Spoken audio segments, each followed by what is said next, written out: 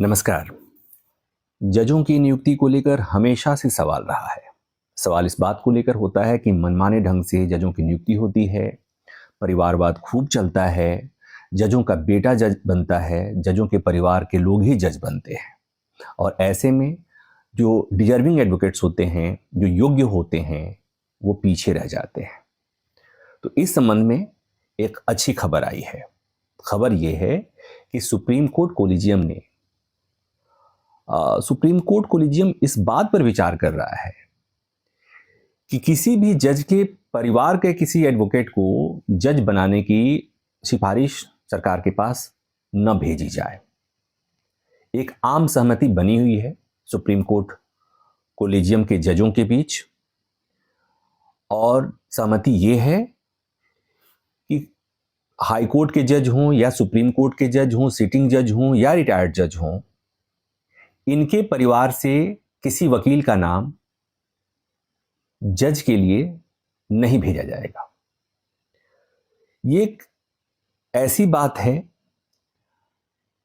जो निश्चित तौर पर जुडिशरी में जो परिवारवाद है, भाई भतीजावाद है, उस पर लगाम लगेगा। आपको याद होगा जब एनजेएसी आया था, इसी बात को लेकर आया था कि जुडिशरी में जजों की नियुक्ति में जो कमियां हैं उसे कैसे दूर किया जाए, लेकिन सुप्रीम कोर्ट ने उसे खारिज कर दिया था और व्यवस्था जो पुरानी थी पुरानी अब भी रह गई। आपको पता है कि जजों की नियुक्ति कैसे होती है, चाहे हाई कोर्ट के जज हों या सुप्रीम कोर्ट के जज हों। नियुक्ति 5 जजों की कोलिजियम करती है, जिसमें सीजेआई होते हैं और 4 सीनियर मोस्ट जज और होते हैं। नाम की सिफारिश भेजी जाती है सरकार के पास और सरकार को उन नामों पर मुहर लगानी होती है। सरकार के पास एक ही विकल्प होता है कि सरकार उस सिफारिश को एक बार वापस लौटा दे, लेकिन अगर कोलिजियम ने दोबारा उन्हीं नामों को भेज दिया, उसके बाद सरकार के पास कोई विकल्प नहीं होता है। अब बात आती है कि किन नामों की सिफारिश होती है। एनजेसी में जब सुनवाई हो रही थी सुप्रीम कोर्ट में, तो मुझे याद है कि उस समय एनजेसी के पक्ष पे जो दलीलें दी जा रही थी, उसमें ये कोर्ट में बात कही गई थी कि हाई कोर्ट के में जितने जज हैं उसमें करीब 50% जज ऐसे हैं जो जजों के परिवार से हैं, यानी या तो जज के बेटे हैं या जज के भतीजे हैं।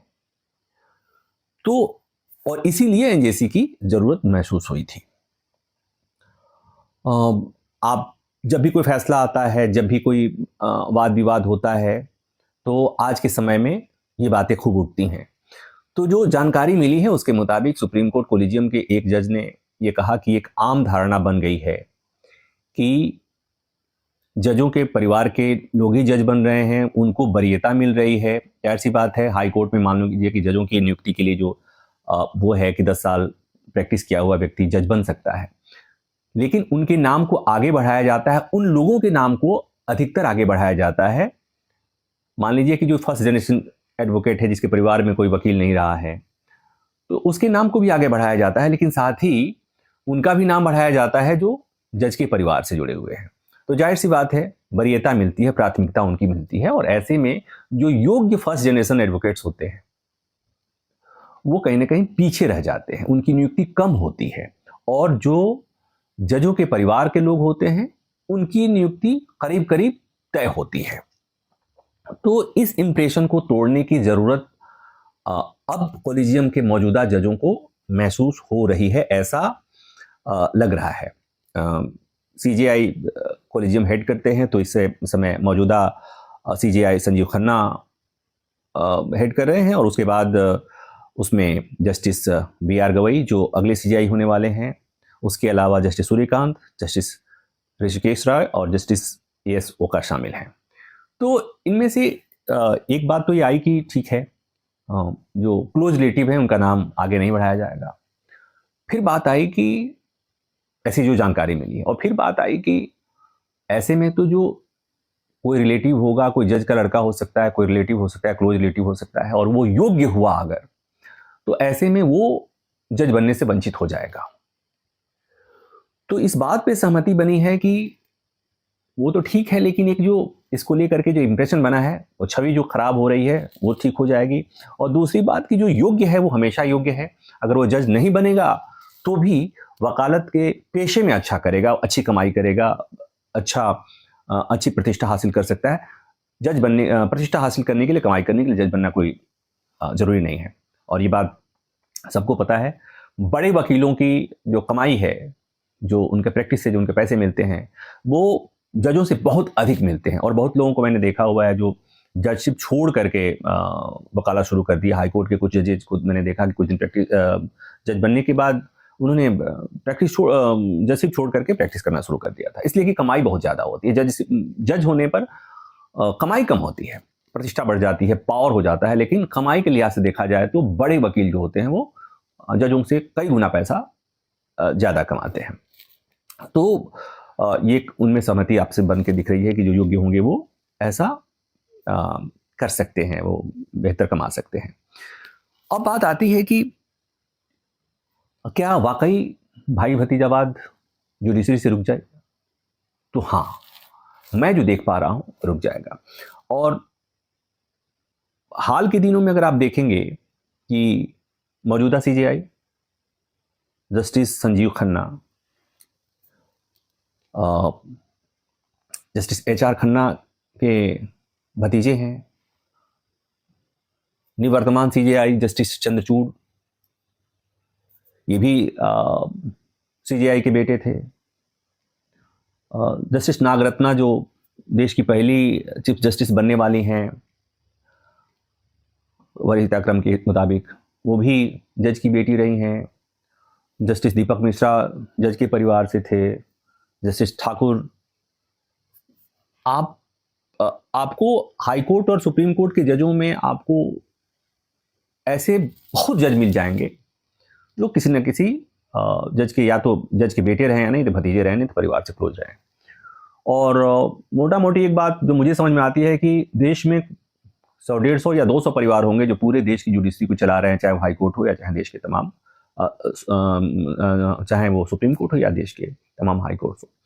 तो इस पहल का स्वागत होना चाहिए। और ये जो विचार आया है सुप्रीम कोर्ट कोलेजियम के जजों के मन में, इसका स्वागत होना चाहिए और इस पर अमल होना चाहिए। और इससे क्या होगा कि देश को जुडिशरी में बहुत आस्था है, समय समय पर आस्था कभी कभी डगमगाती है, लेकिन ओवरऑल आस्था है। जो जुडिशरी से शिकायत रखता है उसे भी कभी दिक्कत होती है तो उसे जुडिशरी के न्यायपालिका के ही शरण में जाना होता है। तो आस्था है, तो ये आस्था बनी रहे, बरकरार रहे, इसके लिए ये कदम बहुत जरूरी है कि जो जज बने, माई लॉर्ड्स, लॉर्ड्स कहा जाता है उनको, भगवान कहा जाता है, न्याय का देवता कहा जाता है, तो वहाँ पर योग्य लोग पहुँचे, बिना किसी पैरवी के पहुँचे, बिना किसी दबाव पक्षपात के पहुँचे। और इससे जुडिशरी जो न्याय की जो क्वालिटी होगी वो बेहतर होगी। और जब बेहतर होगी तो ये जो न्यायपालिका में आम आदमी की आस्था है वो और मजबूत होगी। और ये ज़रूरी भी है क्योंकि न्यायपालिका पर बहुत बड़ा दायित्व है, डेमोक्रेसी के सफल संचालन के लिए बहुत बड़ा दायित्व है। कहने के लिए कानून संसद बनाती है और कार्यपालिका है, विधायिका है, लेकिन डेमोक्रेसी के सफल संचालन के लिए, आपके और हमारे मौलिक अधिकारों की रक्षा के लिए, संविधान की रक्षा के लिए न्यायपालिका का निष्पक्ष होना, जजों का काबिल होना, जजों का इम्पार्शियल होना बहुत ज़रूरी है। और इस लिहाज से देखा जाए तो अगर ऐसा फैसला हो जाता है जो कोलिजियम ने सोचा है, तो निश्चित तौर पर ये बहुत ही बेहतर कदम साबित होगा।